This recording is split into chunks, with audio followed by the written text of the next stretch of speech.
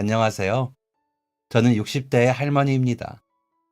계절이 바뀔 때마다 그리워지는 때나 그리워지는 사람이 있지요. 저만 그런가요? 저는 그렇더라고요. 나이가 들어서 그런가? 아니면 그리워하는 게 습관처럼 남아있는 걸 수도 있고요. 오늘도 손녀가 와서 재롱을 부리는데 글쎄 울컥 눈물이 날 정도로 마음이 일렁이더라고요. 함께하면 얼마나 좋았을까 하는 그런 마음이었던 것 같아요. 그런데 이런 마음이 요즘만 그런 건 아니에요. 아주 오래된 습관 같은 거죠. 운동회를 할 때, 맛있는 음식을 먹을 때, 날이 좋아 문득 하늘을 보았을 때, 예쁜 새 옷을 가지게 되었을 때도 이 모든 걸 같이 할 부모님이 계시다면 얼마나 좋았을까 하고 그리워하며 컸거든요. 제가 고아원에서 자랐거든요. 3~4살쯤 작은 수첩만 손에 쥔 채로 길을 잃고 헤매고 있던 저는 자연히 고아원으로 옮겨졌고 몇 차례 해외 입양 대상자에 올랐다가 파기되었다고 하더라고요. 어릴 땐 입양 가는 아이들이 부럽기도 했습니다. 선생님들께서 엄마 아빠가 생기는 거라고 하셨거든요. 가끔 친부모님이 찾으러 오는 아이들도 있었죠. 하지만 저는 찾아오는 사람도 데리고 가겠다는 사람도 없더라고요. 발견될 때부터 품고 있었다는 수첩에는 온통 제가 한 것으로 보이는 낙서와 한 장의 사진이 있었다고 하고요.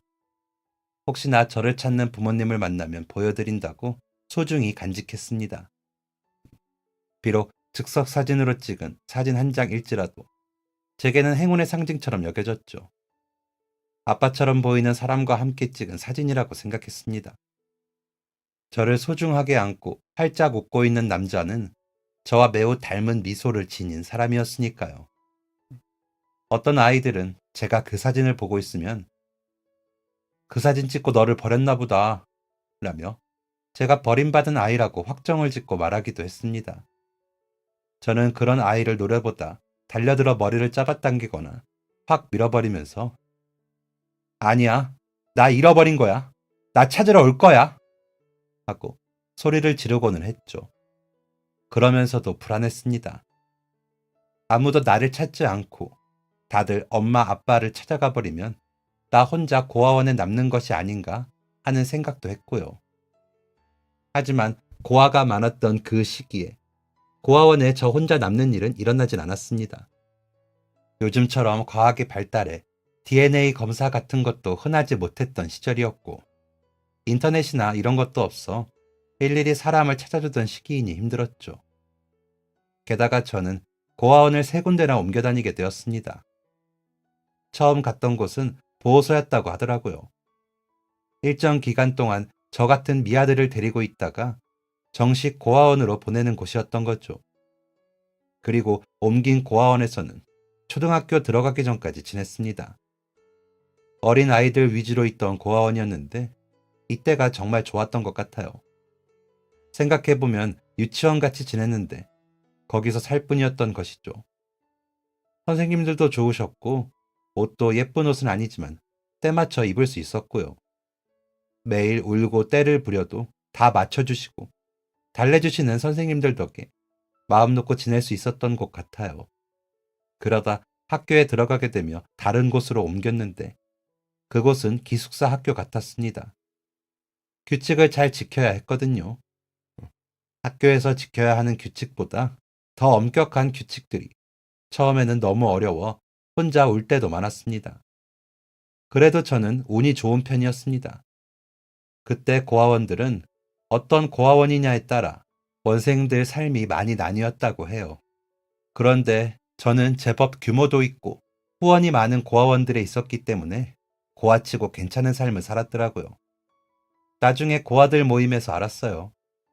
그래도 엄마 아빠 없는 건 마찬가지이지만 밥을 굶거나 철에 맞는 옷이 없거나 하진 않았거든요. 제가 지낸 고아원은 한 방에 초등부, 중등부, 고등부가 섞여 배치가 되었는데 대부분의 언니들이 동생들을 도와주기도 했고요. 하지만 몇몇 아이들은 같은 방 언니들에게 혼나기도 했습니다. 어딜 가나 성격이 유난하고 모난 사람들이 있듯이 고아원도 마찬가지였죠. 저와 학교에 같이 다닌 친구는 나 어제 또 방에서 언니들한테 혼났어. 원장님한테 일렀는데 그것도 들켜서 또 혼났어.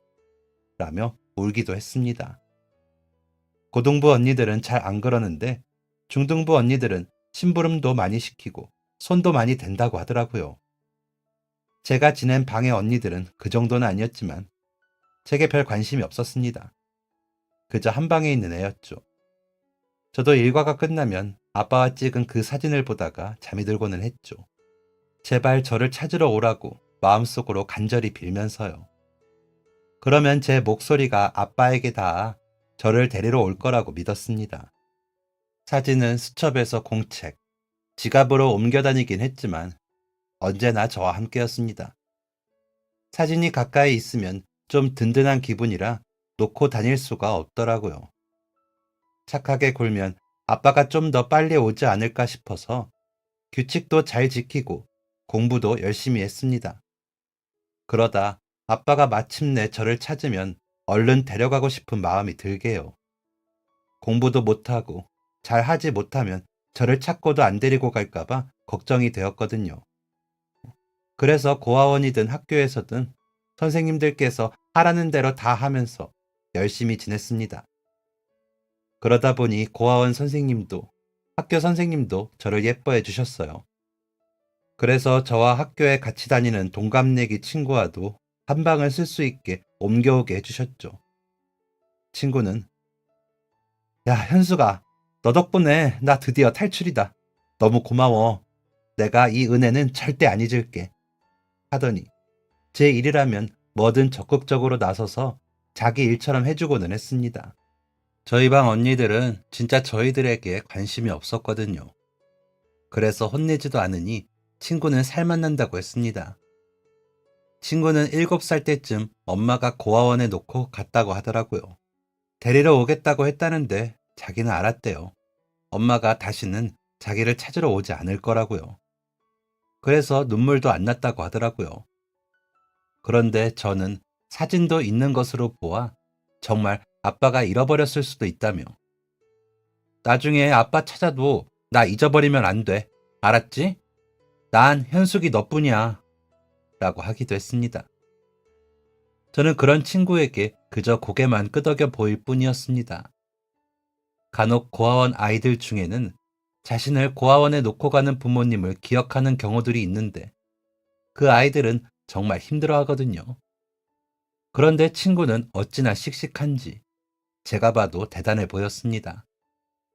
그리고 무엇보다 시간이 흐를수록 아빠가 나를 찾으러 온다는 보장도 없고 확신이 점점 줄어들었습니다.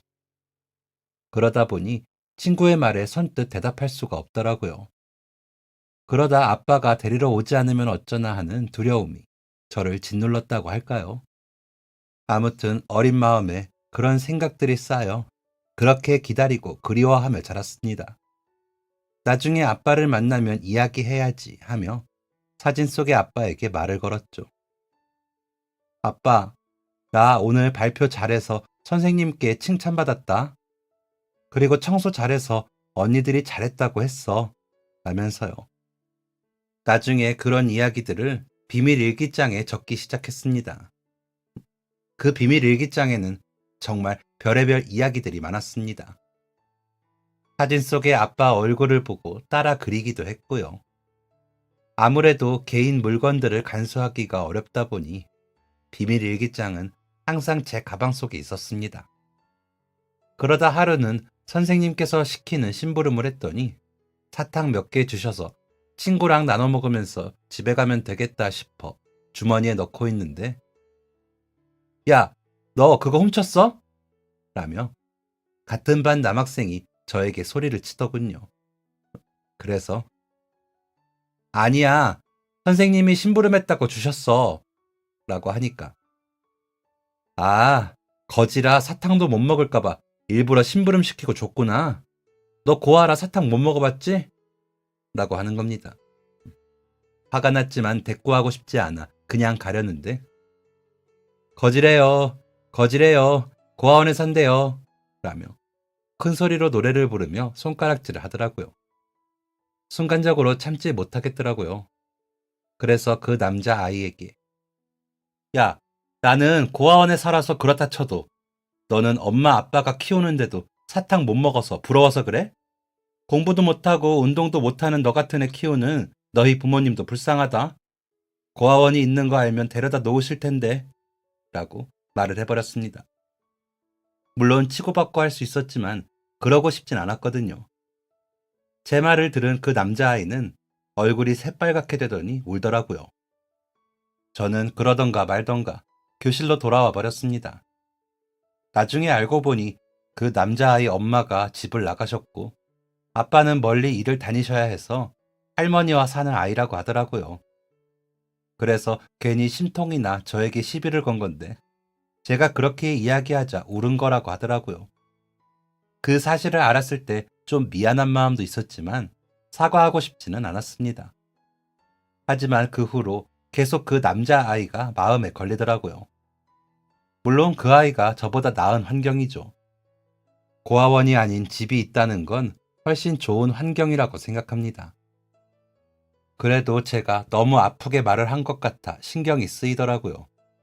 그래서 체육 시간에 슬쩍 저번에는 미안 이라고 했더니 흠칫 놀란 그 남자아이는 아니야, 내가 미안 이라더니 씩 웃더라고요. 그 후로 저와 친구, 그 남자아이는 삼총사처럼 붙어 다녔습니다. 방과 후에 저희들끼리 숙제도 하고 공부도 하면서요. 남자아이는 공부를 유난히 못했는데 과제도 잘 안 챙겼거든요. 그래도 알려주는 건 하는 편이라 친구와 제가 열심히 알려주고는 했습니다. 집으로 향하는 길이 반대 방향이라 교문에서 헤어질 때는 손을 크게 흔들며 헤어지고는 했습니다. 다른 애들은 엄마 없는 삼총사라 부른다고 하더라고요. 저희는 그런 말에 신경 쓰지 않기로 했습니다. 물론 혼자였다면 그런 말이 더 상처가 되었을 겁니다. 하지만 같이 견뎌주는 친구들이 있으니 의지가 되더라고요. 어린 나이에도 말이죠. 그렇게 저희는 5학년이 됐고 6학년이 되어서도 친하게 지냈습니다.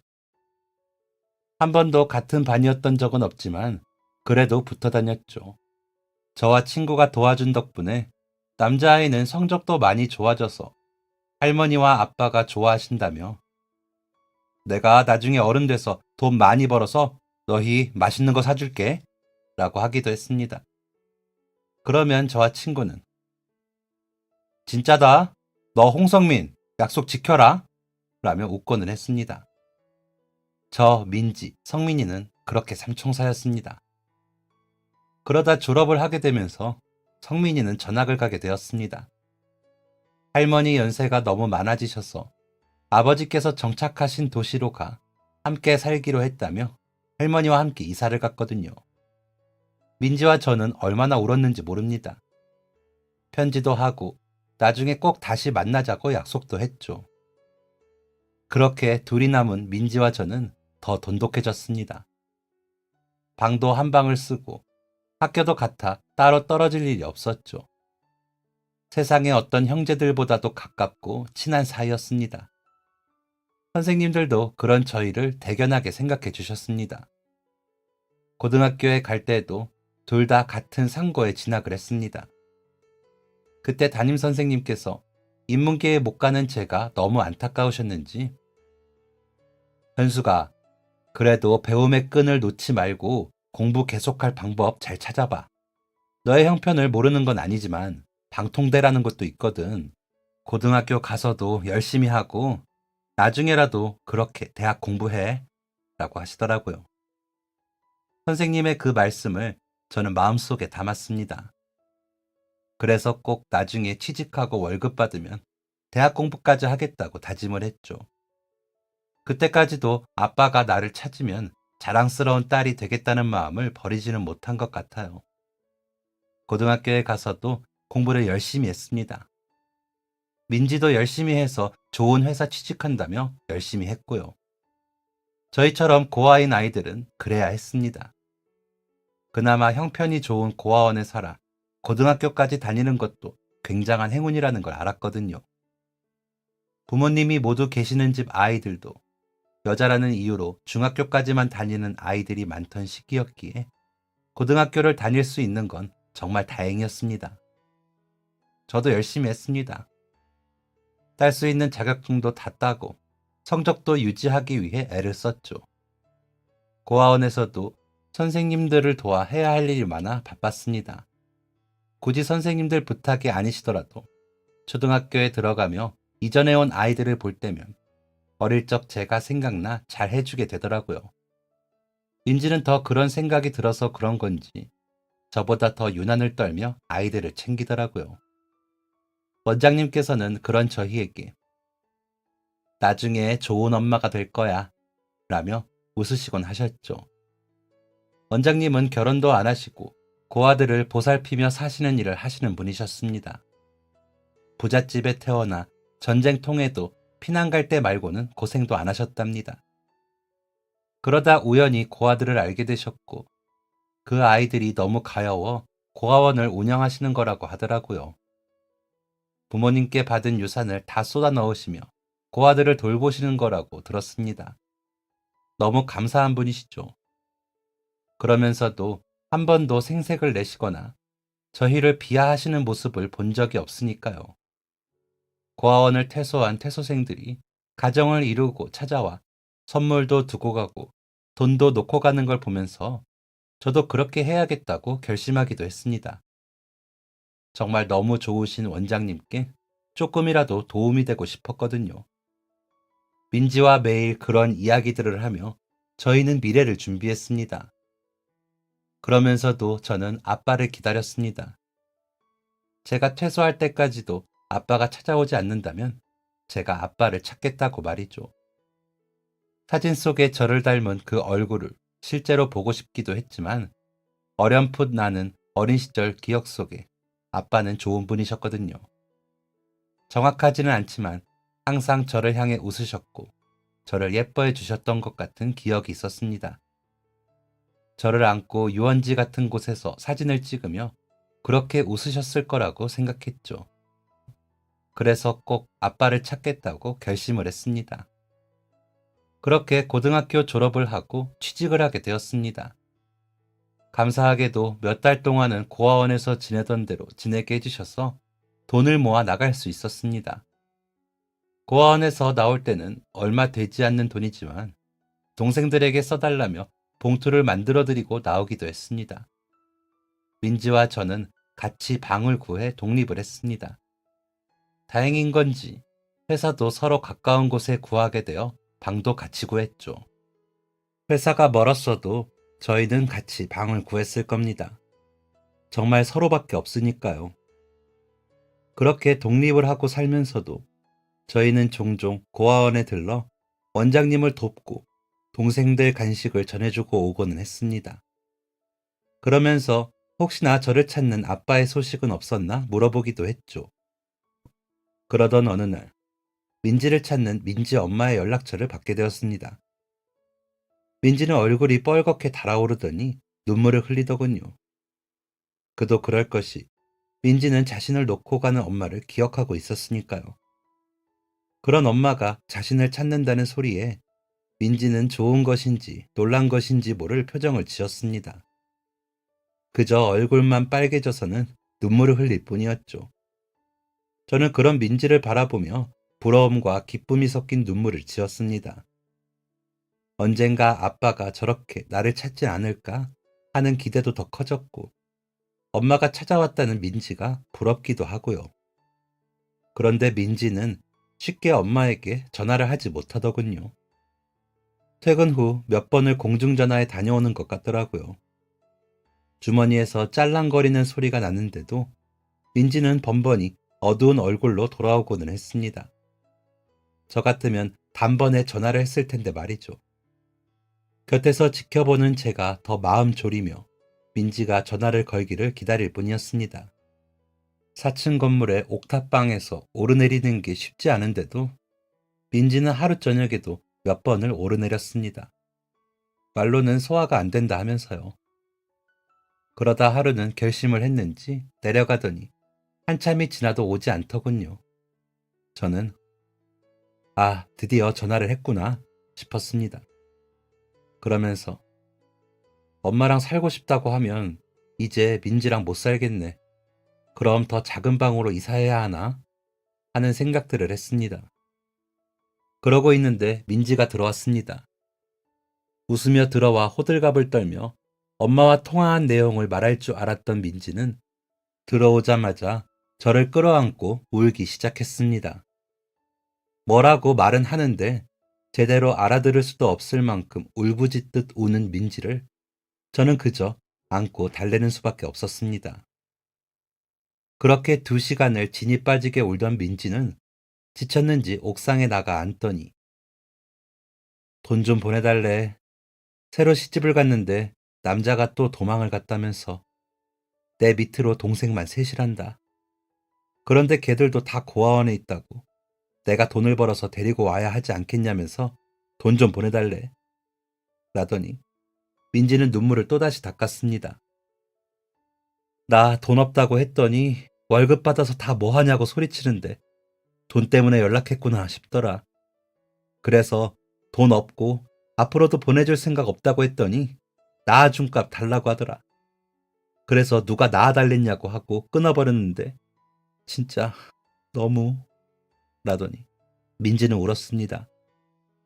민지의 말을 듣는데 저도 눈물이 나더라고요. 먼저 퇴소한 언니들이 그런 이야기는 했었거든요. 버린 자식 다 커서 찾으면 이유는 돈뿐이라고요. 민지 엄마처럼 대놓고 돈을 달라고 하기도 하고 같이 살자고 그래서 가보면 돈만 빼먹고 가족 대우도 안 해주고 괴롭힌다고요. 자식도 키워야 자식인 거야. 떼놓은 자식은 어떻게든 이용하는 수단이야. 그러니까 부모 찾지 말고 살아. 라며 말하던 언니들의 말이 생각나 눈물이 주룩주룩 흘렀습니다. 민지가 느끼는 아픔이 마치 제 아픔처럼 느껴지기도 했고요. 민지는 한동안 전처럼 웃지도 않고 밥도 잘 먹지 않았습니다. 제가 되도록 이것저것 많이 챙겼는데 안 먹더라고요. 어릴 적부터 식판만 쓰다 보니 저렴한 그릇이라도 그릇에 내놓으면 다 맛있다고 하던 민지였는데 고기를 사다가 볶아줘도 잘 먹지를 못하더라고요. 이해도 가지만 걱정도 되니 안 챙길 수가 없었습니다. 민지네 엄마는 그 후로도 원장님께 전화를 해 민지 연락처나 집 주소를 물었나 보더라고요. 원장님은 민지가 원하지 않는다면서 알려주진 않으셨는데 민지에게 귀뜸은 해주시고요. 민지는 그럴 때마다 고맙습니다 하고 인사만 할 뿐 별 말이 없었습니다. 그렇게 저희의 20살은 흘러갔습니다. 서로가 세상의 전부인 채로 더 깊은 슬픔을 마음에 담은 채로 말이죠. 민지는 제가 대학 공부를 하게 되었다는 소식을 듣고서야 전처럼 웃었습니다. 저는 중학교 때 담임 선생님 말씀대로 방통대에 입학을 하게 되었거든요. 무슨 과에 들어갈까 하다가 법학과에 등록을 했습니다. 물론 제가 사법고시를 볼 건 아니었지만 법을 알아두면 좋을 것 같아서요. 그리고 조금 나은 환경으로 이직할 수 있겠다는 꿈을 꾸기도 했죠.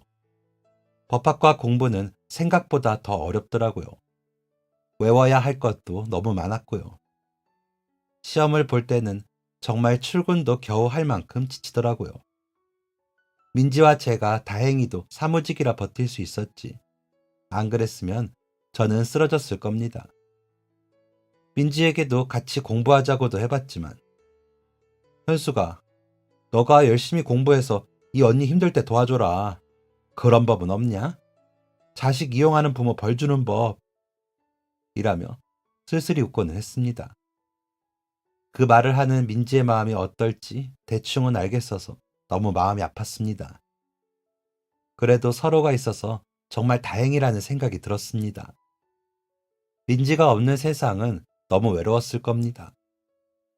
저희가 사는 옥탑방에서 내려다본 세상은 다 문이 닫혀 있더라고요. 저희는 들어갈 수 없는 문들인 것 같아서 주눅이 들었습니다. 그 문 안에는 분명 행복한 가족들이 살 것 같았거든요. 그런 생각이 들고 나니 저희들의 옥탑이 민지와 제가 사는 섬처럼 느껴지더라고요. 물론 회사에 나가니 학교 때처럼 고아가 티가 나진 않았습니다. 그럼에도 고아라는 이름표는 떼어지지 않고 따라다니더라고요. 그 이름표가 부끄럽지 않은 유일한 사람이 민지였습니다. 민지와는 더 가까워졌죠.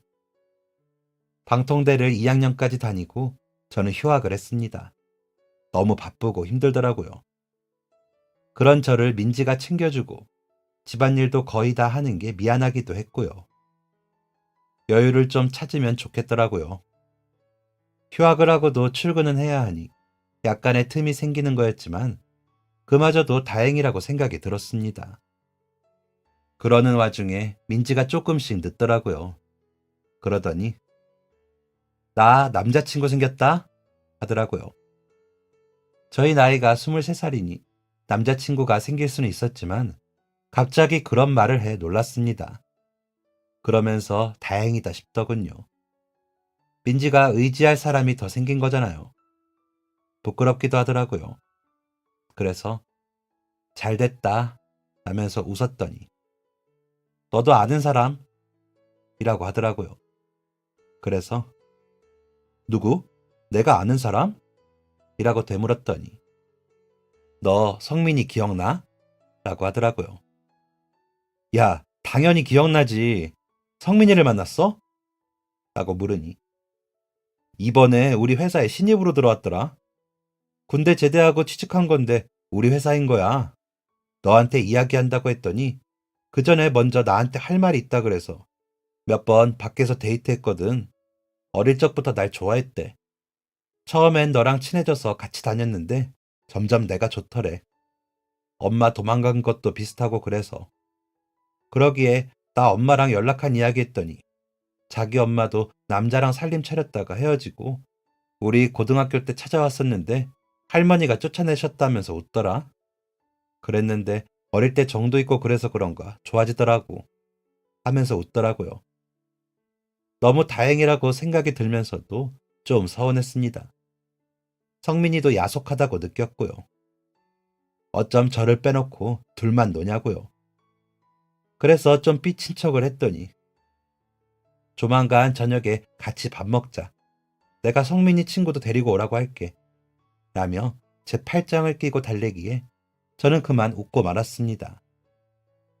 민지가 웃으며 제게 아양을 떨면 저는 웃음이 나더라고요. 민지의 웃음이 굉장히 해맑거든요. 어릴 적부터 그 웃음을 보면 정말 다 괜찮아질 것처럼 마음이 놓이곤 했습니다.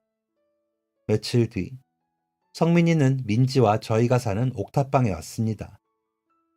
만나자마자 손을 잡고 방방 뛰며 반가워했습니다. 어릴 적 모습은 온데간데 없이 웬 청년이 서 있는데도 성민이라는 말에 그저 반갑기만 하더라고요. 어릴 적 얼굴은 남아있는데 목소리도 굵어지고 키도 엄청 커진 성민이는 말 안 하면 성민이인지 모르겠더라고요. 그 곁에는 어디서 많이 본 남자가 서 있었습니다. 같은 회사의 신입이더군요. 그래서 제가 어? 라고 하자 성민이가 내 고등학교 때 단짝 친구 너랑 같은 회사라고 하게 데리고 왔어. 앞으로 잘 지내라고 하더군요. 그 집에 이사간 후로 처음 시끌벅적한 것 같았습니다. 민지와 저만의 섬에 두 사람이 놀러 왔을 뿐인데도 온기가 느껴지고 북적하게 느껴졌습니다. 그 변화가 이상하게 거부감 없이 좋게 느껴졌습니다. 그 후로 종종 그렇게 저희 넷은 모이게 되었습니다. 성민이 친구는 말도 잘하고 웃기도 잘하는 사람이었습니다. 성민이처럼 군대에 갔다가 전산병으로 근무하면서 대대장인가 하는 사람이 소개를 해줘서 사무직으로 취업을 할 수 있었다면서. 안 그랬으면 군대에 말뚝 박으려고 했어요. 다행이죠. 대대장님 덕분에 현숙 씨와 같은 회사도 다니고요. 라며 능청스러운 말도 잘하더라고요. 그런 그 사람의 말이 좀 부끄럽게 하긴 했지만 싫지 않았습니다. 그러다 보니 자연스럽게 저희는 연애를 하게 되었습니다. 남자는 할아버지가 어릴 적부터 키워주시다가 할아버지가 초등학교 때 돌아가시면서 고아원에서 자랐답니다. 성민이가 이사간 지역에 있는 고아원에서 중고등학교를 다니고 군대도 비슷하게 가게 되었다고 하더라고요. 부모님은 연락도 없고 살았는지 죽었는지도 모른다고 하더라고요. 할아버지가 외할아버지인지 친할아버지인지도 모르고요. 할아버지가 말을 안 해주셨대요. 그저 밥 먹이고 옷 사입히면 끝인 줄 알고 정도 안 주시고 그저 마당에 묶어놓은 강아지 키우듯이 하셨다고 하더라고요. 그래서 부모가 어떤 사람인지 얼굴도 사진도 없다고 하더라고요. 혼자 생각에 너무 비싸니까 사진도 없었을 거라고요. 진짜 가난하고 어렵게 살았다고 하더라고요. 고아원에 가서 반찬이 그렇게 많은 줄 처음 알았다고 했습니다. 그 말을 하는 남자의 눈빛이 쓸쓸해 보이는 게 마음이 아팠습니다. 어쩌다 보니 비슷한 경험이 있는 네 사람이 모여 서로 의지하게 되었나 싶어 운명이구나 싶기도 하고요. 그리고 어떤 면에선 마음이 더 놓이기도 했습니다. 남자가 좋아도 남자의 가족 때문에 제가 고아인 게 원망스럽지 않아서요. 영화나 드라마 보면 그렇잖아요. 가난한 여자가 남자를 만나서 그 부모의 반대에 헤어지고 막 그러는 거요. 그런 생각을 하니 남자와 저는 천생연분이라는 생각이 들었습니다. 서로가 서로를 더 잘 이해할 수 있고요. 그러다 보니 자연스럽게 남자와 저는 결혼을 이야기하게 되었습니다. 둘이 결혼을 하고 아이를 낳아 제대로 된 가정을 꾸리는 게 어느 순간 꿈이 되더라고요. 남자는 제가 공부를 계속하는 것도 멋지다며 현숙 씨, 결혼하고 일 그만두고 남은 공부 계속해요. 힘들겠지만 졸업하면 변호사 사무실이나 법무사 같은 곳에서도 일할 수 있잖아요. 너무 멋있다. 라고 해주더라고요. 자신은 공부에 뜻이 없어. 아이들 머리는 현숙 씨 닮아야겠어요. 라고 하면서요. 그런 남자의 모습에 더 마음이 놓였습니다. 민지도 성민이와 결혼 준비를 하였습니다. 서로 가족이 없다 보니 간략하게 하기로 했다며 성민이 아버지와 함께 산다고 하더라고요. 사진관에서 양복과 드레스를 빌려 입고 사진을 찍고 혼인신고를 한 민지와 성민이가 같이 살면서 저는 옥탑방에 혼자 남았습니다. 그러다 보니 남자가 자주 놀러왔죠. 둘이서 밥도 해먹고 느긋하게 책도 보고 그랬습니다. 남자의 집이 회사에서 더 멀어서 점점 더 그 횟수가 많아지면서 자연히 남자의 짐들이 옥탑방에 채워지게 되었습니다. 자연스레 이사를 오게 된 거죠. 그 옥탑의 풍경이 꽤나 괜찮아 다른 곳으로 이사 갈 생각이 안 들더라고요. 그래서 우리도 민지네처럼 사진만 찍고 혼인신고하자. 대신 옷은 좀 좋은 걸로 사 입고 사진을 찍자. 웨딩드레스는 입지 말고 너무 민지네 따라하는 것 같잖아. 그리고 결혼식 할 돈으로 우리 멀리 여행 가요. 라고 제가 먼저 말을 했습니다. 남자는 내가 먼저 말하려고 그랬는데 반지도 맞춰놨단 말이야. 곧 나오는데 라며 놀라서 말을 하더군요. 제가 너무 서두른 것 같아 미안했지만 이미 나와버린 말을 주워 담을 수도 없고 난감하더군요. 남자는 이제 다른 건 말하지 말아요. 내가 다 알아서 할 거야. 일단 옷은 남대문으로 사러 가자. 거기에 예복 맞추는 데 있다고 하더라고요. 당신도 좋은 양장 한 벌 해 입고 나도 좋은 양복으로 해 입고 사진 찍자 라며 웃더라고요. 그런 남자의 얼굴을 보는데 우리는 참 잘 맞는다고 생각했습니다. 이런 사람과 결혼하게 되어 너무 다행이라고 생각했고요. 이런 모습을 아빠가 보신다면 얼마나 좋을까 하는 생각도 했죠. 드디어 사진 찍을 때 입을 예복을 사러 남자와 시장으로 가기로 한 날, 저는 너무 들떠 있었습니다. 남자도 마찬가지였죠. 사진 찍고 바로 혼인신고하고 법적인 부부가 되기로 했으니까요. 설레는 마음으로 가다 보니 제가 헐렁해 보였나 봅니다. 옷들을 살펴보다 마음에 드는 옷이 보여 흥정을 하고 적당한 가격에 옷을 사게 되었습니다. 기분이 좋더군요. 옷이 마음에 너무 들었거든요. 그런데 가격을 치르려는데 지갑이 없는 겁니다. 예복을 사기 위해 꽤 많은 돈을 넣어두었는데 아무리 가방을 뒤져도 지갑이 없더라고요. 대신 가장 한 귀퉁이가 칼로 긁혀 구멍이 나 있는 것만 발견했죠. 소매치기를 당한 것이었습니다. 너무 들떠서 누가 제 가방에 구멍을 내는 것도 몰랐던 겁니다. 당황하며 구멍난 곳만 살피다가 지갑 속 사진까지 잃어버린 것을 깨닫고는 눈물이 나더군요.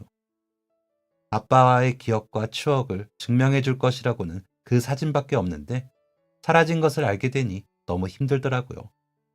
남자는 우는 저를 달래며 일단 파출소에 신고라도 하자. 돈만 가져가고 지갑은 돌려줄 수도 있잖아. 진정해, 찾을 수 있을 거야. 라며 집 앞 파출소로 가 사정을 말을 하고 신고를 해주더라고요. 저는 바보같이 계속 울기만 하고요. 제가 조심성 없이 소매치기를 당해 옷도 못 사고 사진도 못 찍게 됐으니까요. 남자는 괜찮아. 사진이야 앞으로 찍으면 되고 옷도 사면 되지. 아버님 사진만 생각하자. 그리고 우리 이 반지 끼우고 혼인신고하러 가요. 라며 제 손가락에 반지를 끼워주더라고요. 너무 고맙고 감동적이었습니다. 그런 순간에도 제 탓을 한 번을 안 하더라고요. 훔쳐간 놈이 나쁜 놈이지 당한 피해자가 나쁜 거냐면서요. 평생에 내 편이 생긴 것 같아 좋았습니다. 제주도로 신혼여행을 예약해놓고 며칠 동안 계속 파출소에 가서 물어보았습니다. 집에 전화가 없으니 직접 가보는 수밖에요. 혹여나 신혼여행 가기 전에 사진이라도 찾으면 그 사진을 꼭 들고 가고 싶었거든요. 자려고 누울 때마다 사진 생각에 마음이 갈기갈기 찢기는 것 같았습니다. 돈도 아까웠지만 사진이 너무 찾고 싶었습니다. 여행을 가기 전날에도 파출소에 들렀습니다. 경찰분들이 저를 알아보시고 반기시면서 오셨어요? 드디어 왔네요. 한현숙 씨 맞으시죠? 혹시 이 지갑인가요? 라며 지갑을 꺼내주시더라고요. 네, 맞아요. 라며 받아들어 사진부터 확인을 했습니다. 다행히 들어있더군요. 제가 눈물을 흘리며 있네요. 있어요. 감사합니다. 라고 인사를 하자 경찰분도 웃으시면서 잘 됐네요. 잠시만요. 제가 확인하고 분실물 돌려드릴게요. 세상에 그 지역에서 오랫동안 활동한 소매치기 할머니가 잡혔는데 훔친 지갑들을 다 가지고 있었나 봐요. 돈은 다 쓰고요. 돈도 꽤 많이 있었다면서요. 돈은 못 찾았어요. 그래도 지갑이라도. 어? 라고 하시더라고요. 그래서 무슨 일 있으세요? 라고 물으니 사진 속 이분이 아버지세요? 라고 다시 물어보시더라고요. 그래서 그런 것 같아요. 자세히 기억은 안 나지만 어릴 적에 길에서 발견돼서 고아원에서 자랐는데 그 사진만 남아서요. 아버지인 것 같아요. 라고 하자 제가 아는 분이 맞는 것 같아서요. 이분이 따님을 엄청 찾고 계시거든요. 라고 하시는 겁니다. 결혼을 앞두고 혹시나 하는 마음에 입양센터나 미아센터에 찾아가 아빠를 찾으려고 해봤습니다. 혹시나 해서 만나보면 전혀 다른 얼굴의 분들이 나타나 찾지 못하면서 애만 태우다 마음으로 아빠를 더 그리워했거든요. 그런데 경찰분이 사진을 보시고 저희 아빠인 것 같다고 하시니 심장이 쿵쾅거렸습니다. 어쩌면 아빠를 정말 찾을 수도 있겠다는 생각이 들었죠. 남편에게도 말을 하니 남편은 우와! 라며 박수를 치더라고요. 경찰분과 약속한 날짜에 만나기로 한 파출소로 향하면서 유난히 가슴이 뛰었습니다. 문을 열고 들어서자 나이가 들었지만 사진 속 얼굴을 한 남자가 문 쪽을 바라보고 서 있더군요. 현수가? 아빠다! 라며 부르는 목소리에 떨림이 있었습니다. 보는 순간, 목소리를 듣는 순간 이번엔 정말 아빠구나 알겠더라고요. 달려가 안기며 아빠! 하고 불렀습니다. 아빠는 내 새끼 어디 있었어? 아빠가 미안해. 라며 얼싸안고 우셨습니다. 한참을 그렇게 우는 저희를 바라보던 남편은 아버님, 저는 현숙이 남편 남현석입니다. 뵙게 되어 영광입니다. 라며 엎드려 절을 하더군요. 아빠는 그런 남편을 일으켜 고맙네, 고마워 라며 손을 잡고 웃으셨고요. 경찰은 안 사장, 이제 한 풀었어.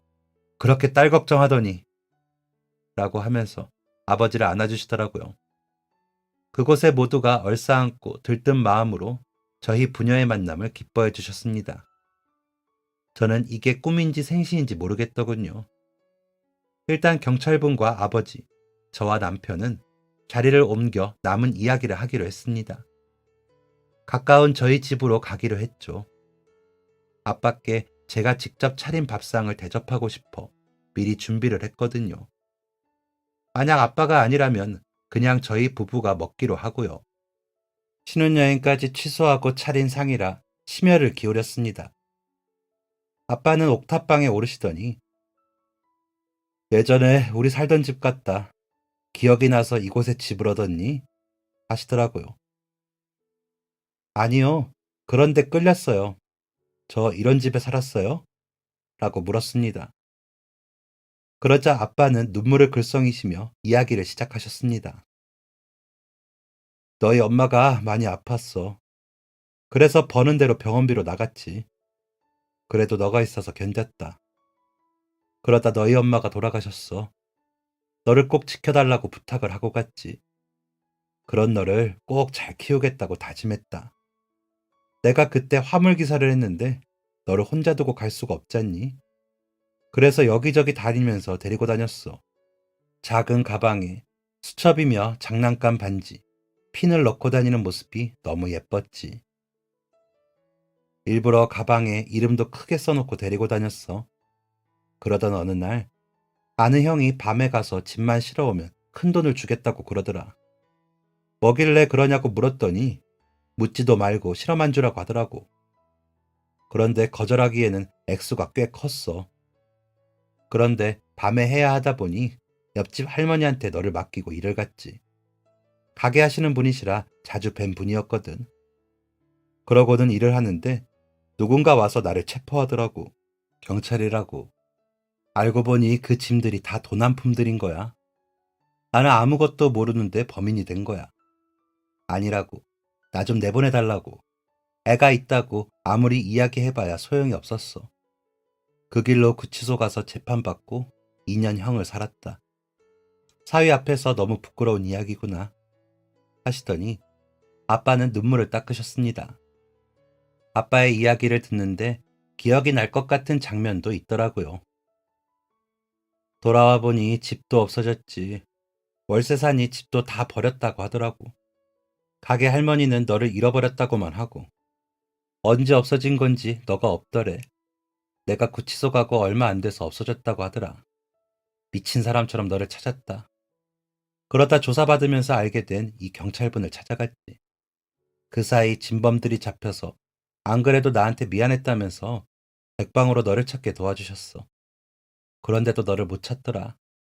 그랬는데 이번에 이렇게 라며 우셨습니다. 제가 사진을 내밀며 이 사진은 언제 찍은 거예요? 라고 묻자 이게 화물차 타고 다니다가 우연히 한 지방의 유원지에 갔는데 즉석 사진이 있더라고. 그래서 신기해서 한 장 찍자 했지. 카메라가 없어서 너 어릴 적에 사진이 별로 없었거든.